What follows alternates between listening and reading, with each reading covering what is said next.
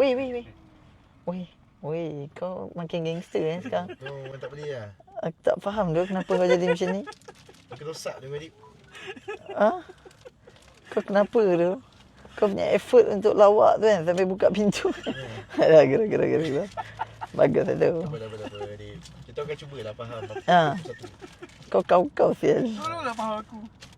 Tolong ke? Kita keput kelakar babi tu kata buka pintu je tu. Kau. Aircon semua stop kan. Dia macam bagi degujupan jantung. Dia take kelakar babi.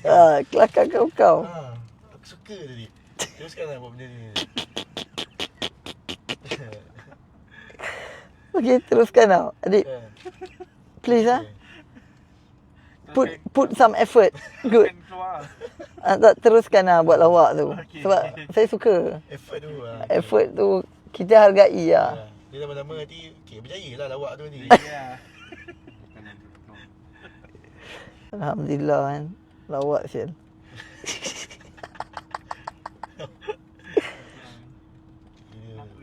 Gila.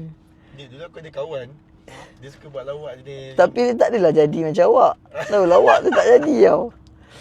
Awak punya lawak tu, woi, gila babi lah. Aku jadi kata Stun. speechless. Sebab kan bapak keras ya dia tu. Tercengang.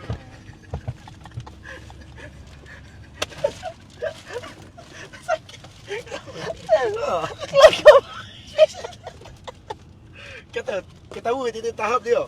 Tahap ah. Kalau dia tahap macam tahap beza sekali level 1. Dia kalau kelakar babi, dia kelakar kau ya sampai speechless. Apa kelakar kau? Itu tak gelak tau. Itu macam macam tu. Tadi kan saya jadi macam tu kan. Terstun kan awak buka pintu tu. Weh. Oh, tu kelakar. Itu tahap level tinggi lah. Okey. Dulu saya ada satu cikgu. Dia tak kelakar macam ni. Tak kelakar. Serius. Dia cuba tau. Dia try hard biasa. But tak jadi. Awak buka pintu tadi aircon stop tu. Betul lah jadi ya. Jadi habis tu. Unexpected lah awak tu. Betul lah. Ya apa-apa pun kau teruskan lah dengan putus hati. Jangan hari ni kita tanam tak semestinya esok dah tumbuh hasil. Betul. Kau cuba je. Teruskan tau. Cuba je. Kena tak kena pakai cerita. Cuba lah. Nanti korang support Tapi jadi tadi. Jadi. Jadi. Tadi tak support tau tadi. Tadi memang betul-betul. Tapi jadi lah. Natural. Kau faham ya.